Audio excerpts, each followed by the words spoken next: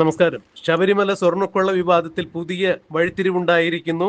ശബരിമല സ്വർണ്ണക്കൊള്ള വിവാദവുമായി എപ്പോഴും അന്വേഷണ ഉദ്യോഗസ്ഥന്മാരെ വട്ടം കറക്കിയിരുന്ന അല്ലെങ്കിൽ വഴിതെറ്റിച്ചിരുന്ന ചെന്നൈ സ്മാർട്ട് ക്രിയേഷൻസിലെ സിഇഒ ആയിരുന്ന പങ്കജ് ഭണ്ഡാരിയെയും ബെല്ലാരി റോത്തം ജ്വല്ലറി ഉടമ ഗോവർദ്ധനെയും സ്പെഷ്യൽ ഇൻവെസ്റ്റിഗേഷൻ ടീം ഇപ്പോൾ അറസ്റ്റ് ചെയ്തിരിക്കുന്ന വാർത്തയാണ് ഏറ്റവും പുതിയതായി പ്രേക്ഷകരുമായി പങ്കുവയ്ക്കുന്നത്. ശബരിമലയിൽ നിന്നും കടത്തിക്കൊണ്ടുപോയ ദ്വാരപാലക ശില്പങ്ങളിലെ സ്വർണ്ണപ്പാളികൾ ചെന്നൈ സ്മാർട്ട് ക്രിയേഷൻസിൽ വെച്ച് ഉരുക്കി എന്നാണ് നേരത്തെ ഉണ്ണികൃഷ്ണൻ പോറ്റി പറഞ്ഞിരുന്നത്. എന്നാൽ പിന്നീട് സ്മാർട്ട് ക്രിയേഷൻസിലെ പ്രതിനിധിയായ പങ്കജ് ഭണ്ഡാരി പറഞ്ഞത്, ഞങ്ങൾക്ക് ഒരു കാരണവശാലും എവിടെ നിന്നെങ്കിലും സ്വർണം പൂശിയ പാളികൾ കൊണ്ടുവന്നു കഴിഞ്ഞാൽ ഒരു കാരണവശാലും അത് ചെയ്യാനുള്ള സാങ്കേതിക വിദ്യ ഞങ്ങളുടെ കയ്യിലില്ല.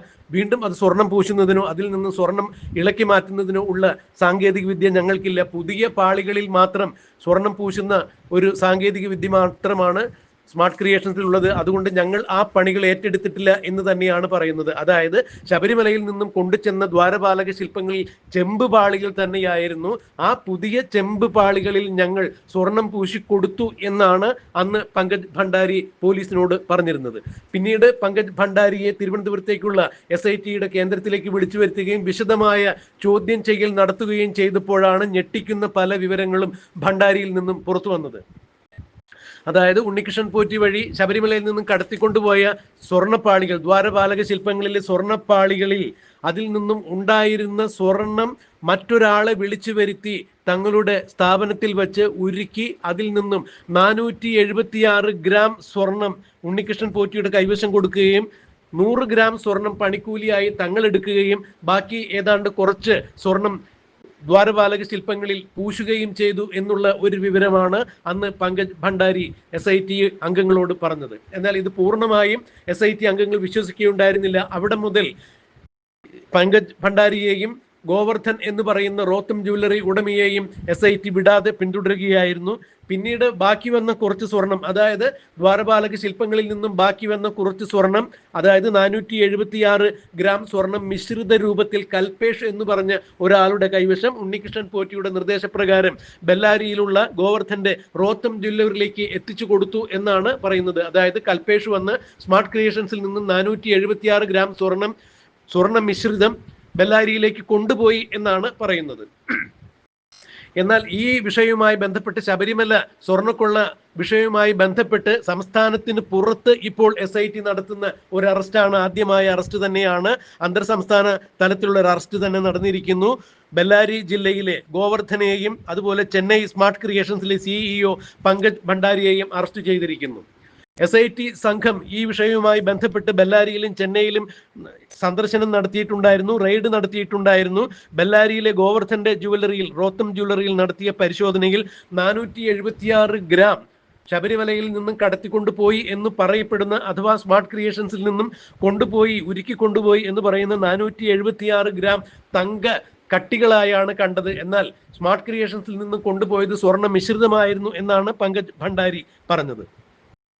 അതെന്ത് തന്നെയായാലും അത് SIT കണ്ടെടുക്കുകയുണ്ടായി. ശബരിമലയിലെ സ്വർണം തന്നെയാണ് എന്നുള്ളതാണ് ഇതിൽ നിന്നും മനസ്സിലാക്കാൻ കഴിയുന്നത്. പണിക്കൂലിയായി ഏതാണ്ട് 100 ഗ്രാം സ്വർണം സ്മാർട്ട് ക്രിയേഷൻസ് ഉണ്ണികൃഷ്ണൻ പോറ്റിയുടെ കൈവശത്ത് നിന്ന് ഈടാക്കിയതിനാൽ, ശബരിമല സ്വർണമാണ് ഇത് എന്നറിഞ്ഞുകൊണ്ട് തന്നെ ചെയ്തതിനാൽ ശബരിമലയിലെ സ്വർണം കട്ടെടുത്തതിൽ കൂട്ടാളികളായി സ്മാർട്ട് ക്രിയേഷൻസും വരുന്നു എന്നുള്ളതാണ് ഇപ്പോൾ SIT പറയുന്നത്. അതായത് ഉണ്ണികൃഷ്ണൻ പോറ്റിക്കൊപ്പം കളവിന് കൂട്ടുനിന്ന പ്രതിയായി തന്നെയാണ് പങ്കജ് ഭണ്ഡാരിയെയും സ്മാർട്ട് ക്രിയേഷൻസിലെയും SIT വിലയിരുത്തിയിരിക്കുന്നത്. അത്തരത്തിൽ തന്നെയാണ് ഇപ്പോൾ പങ്കജ് ഭണ്ഡാരിയുടെ അറസ്റ്റ് നടന്നിരിക്കുന്നത്.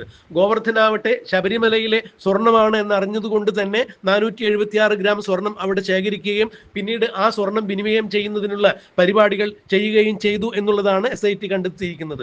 1 ഗ്രാം തങ്കത്തിൽ പൊതിഞ്ഞ ആഭരണങ്ങൾ വിൽക്കുന്ന ബെല്ലാരിയിലെ പ്രമുഖമായ സ്ഥാപനമാണ് ഗോവർദ്ധന്റെ റോത്തം ജ്വല്ലറി.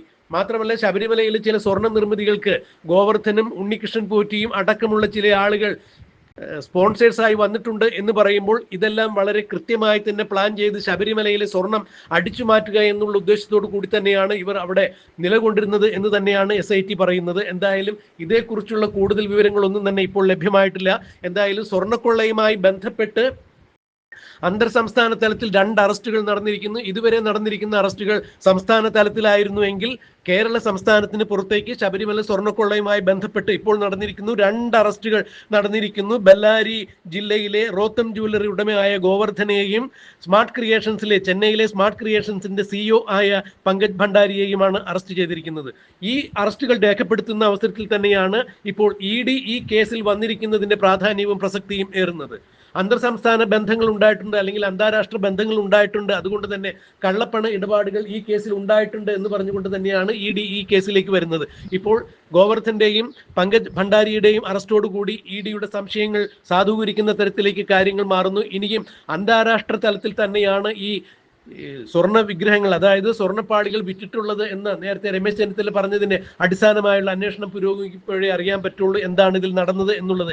എന്തായാലും സ്മാർട്ട് ക്രിയേഷൻസിൽ വന്ന് ഉണ്ണികൃഷ്ണൻ പോറ്റി സ്വർണ്ണപ്പാളികൾ, അതായത് ദ്വാരപാലക ശില്പങ്ങളിലെ ചെമ്പുപാളികളിൽ സ്വർണം പൂശണം എന്ന് പറയുമ്പോൾ യഥാർത്ഥത്തിൽ ശബരിമലയിൽ ഉണ്ടായിരുന്ന ദ്വാരപാലക ശില്പങ്ങളിലെ സ്വർണ്ണപ്പാളി വിദേശ വിഗ്രഹ മാഫിയയ്ക്ക് ആന്റിക് വാല്യൂ അനുസരിച്ച് 500 കോടിക്കും 1000 കോടി രൂപയ്ക്കും ഇടയ്ക്ക് വിൽക്കുകയും പിന്നീട് അതിന്റെ ഡ്യൂപ്ലിക്കേഷൻ കോപ്പി ഉണ്ടാക്കുകയും ആ കോപ്പിയാണ് ചെന്നൈയിലെ സ്മാർട്ട് ക്രിയേഷൻസിൽ കൊണ്ടുപോയി സ്വർണം പൂശിയത് എന്നുള്ള ധാരണകളൊക്കെ പരന്നിട്ടുണ്ടായിരുന്നു. എന്താണ് യഥാർത്ഥത്തിൽ നടന്നത് എന്നുള്ളത് ഇനിയും കണ്ടറിയേണ്ടിയിരിക്കുന്നു. അതിനുവേണ്ടി നമുക്ക് കാത്തിരിക്കാം. എന്തായാലും ശബരിമല സ്വർണ്ണക്കൊള്ളയുമായി ബന്ധപ്പെട്ട് 2 അറസ്റ്റുകൾ കൂടി രേഖപ്പെടുത്തിയിരിക്കുന്നു. അത് 2 അന്തർ സംസ്ഥാന അറസ്റ്റുകൾ തന്നെയാണ്. ഇന്ന് ബഹുമാനപ്പെട്ട ഹൈക്കോടതി SITയുടെ അന്വേഷണം മന്ദീഭവിച്ചു പോകുന്നു, എന്തുകൊണ്ടാണ് പത്മകുമാറിന് ശേഷം മറ്റൊരു അറസ്റ്റ് ഉണ്ടാകുവാൻ ഇത്ര കാലതാമസം എടുത്തത് എന്ന തരത്തിൽ SIT വിമർശിക്കുന്ന സാഹചര്യത്തിൽ തന്നെ, അല്ലെങ്കിൽ ആ വിമർശനത്തിന് ശേഷമാണ് ഇപ്പോൾ 2 അറസ്റ്റ് കൂടി രേഖപ്പെടുത്തിയിരിക്കുന്നത് എന്ന് പറയുമ്പോൾ ഇനിയും ഈ വിഷയത്തിൽ ആരൊക്കെ അകത്താകും, ആരെയൊക്കെ അറസ്റ്റ് ചെയ്യും എന്നുള്ളത് നമുക്ക് കണ്ടറിയാം, കാത്തിരിക്കാം.